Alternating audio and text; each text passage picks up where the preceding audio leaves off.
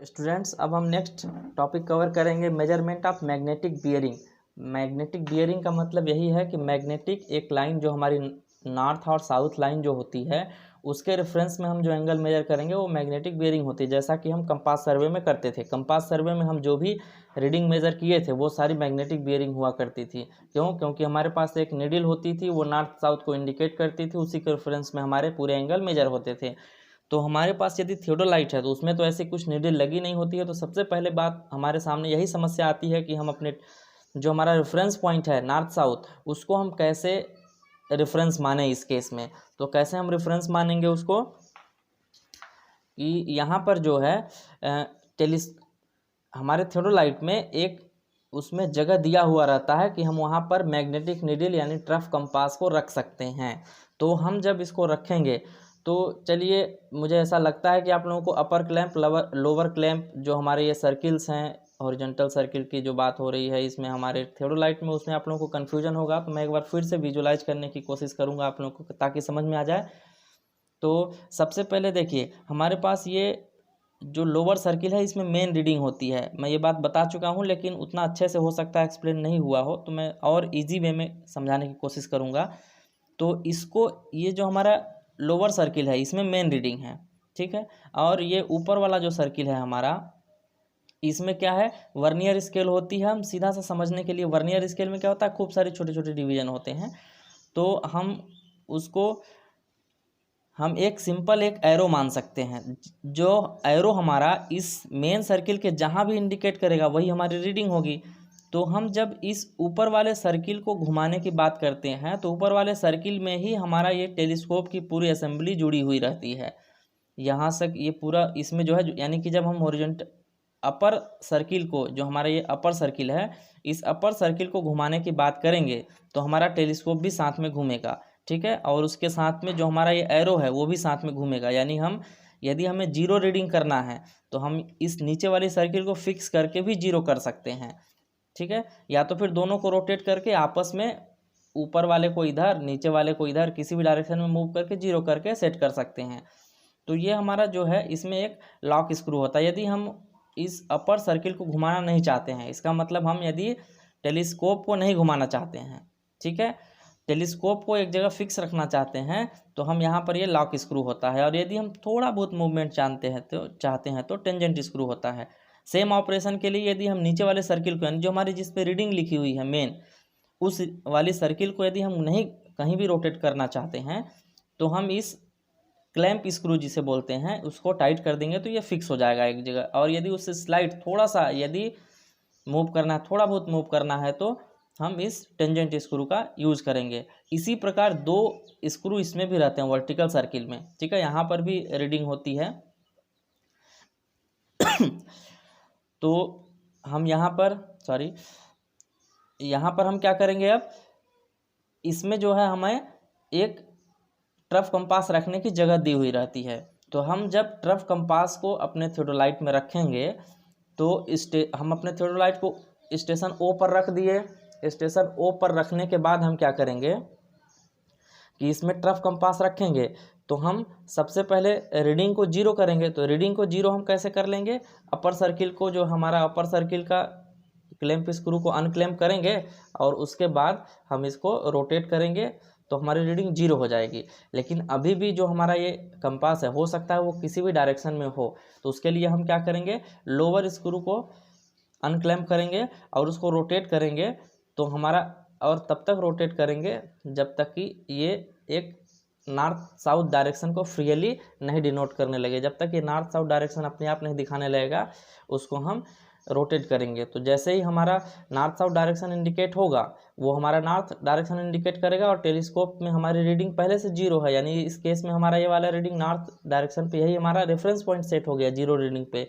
उसके बाद हम अपने जो हमारा लोअर क्लैंप है उसको टाइट कर देंगे, हमारी मेन रीडिंग तो फिक्स हो गई। उसके बाद अब क्या करेंगे, अपर क्लैंप को लूज करेंगे, अब इसको रोटेट करेंगे तो हमारा ये यहाँ तक रोटेट करेंगे। हम बाइसेक्ट करेंगे ए को बाइसेक्ट करेंगे जब ए को बाइसेक्ट कर लिए तो हमारा, आप सोचिए ऊपर वाला क्लैंप, अब नीचे का तो रीडिंग फिक्स था, जब ऊपर वाला रोटेट किया तो ये एरो जो है वो भी रोटेट हो जाएगा, तो हमें जो भी रीडिंग होगी उस केस में हमारे पास दो इस प्रकार के एरो दो रहते हैं, ठीक है, अपर सर्किल में।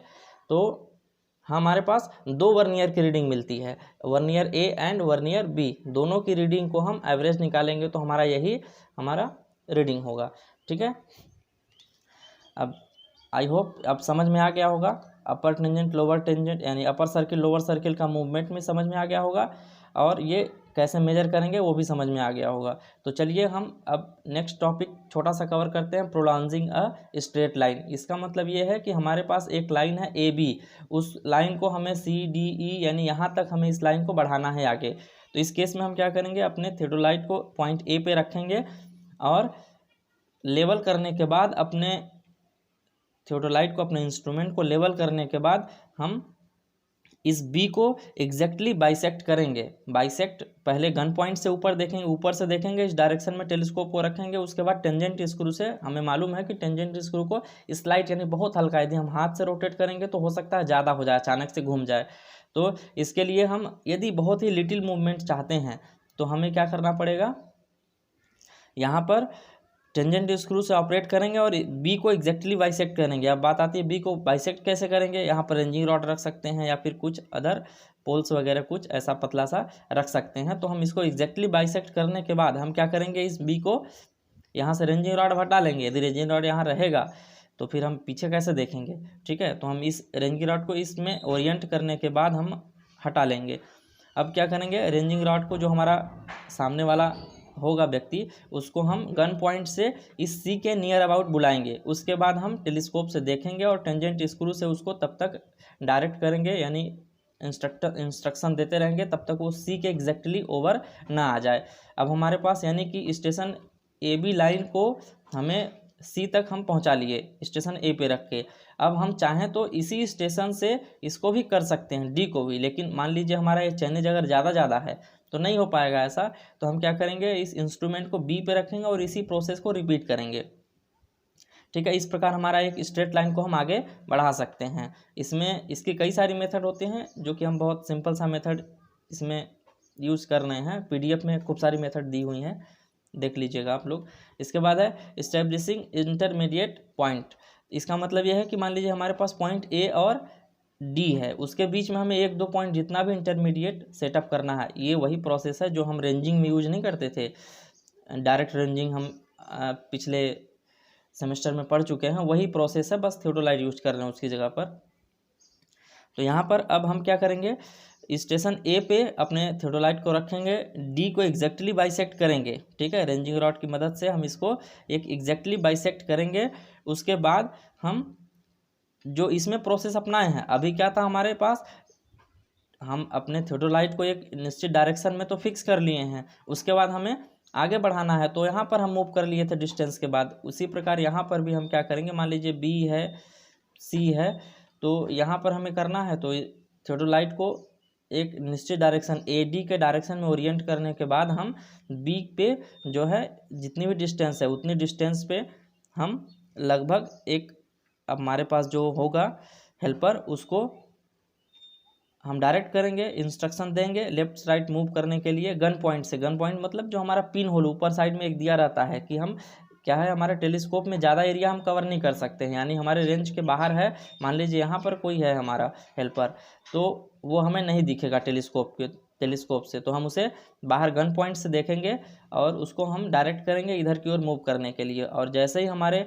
एकदम क्रॉस एयर के बीचों बीच आएगा तो हम उसे वहाँ पर पॉइंट मार्क करने के लिए कह देंगे। तो हमारा ये जो हमारी ये प्रोसेस है, एक स्टूडेंट्स ने पूछा था कि जो हमारी ये इसमें प्रोसेस क्या होगी वो हमें बताना है, तो इसको आप अपने शब्दों में लिख लीजिएगा। इस इंस्ट्रूमेंट को ए पर रखेंगे, डी को बाइसेक्ट करेंगे और पहले हम पिन होल या फिर गन पॉइंट से देखेंगे, उसके बाद टेंजेंट स्क्रू से एग्जैक्टली बाइसेक्ट करेंगे, फिर हम यही प्रोसेस यहाँ बी पर करेंगे। इस प्रकार हमारा इंटरमीडिएट पॉइंट सेट हो जाएगा और जितने भी हमें इंटरमीडिएट पॉइंट सेट करने हैं उतनी बार हमें ये प्रोसेस अपनानी पड़ेगी।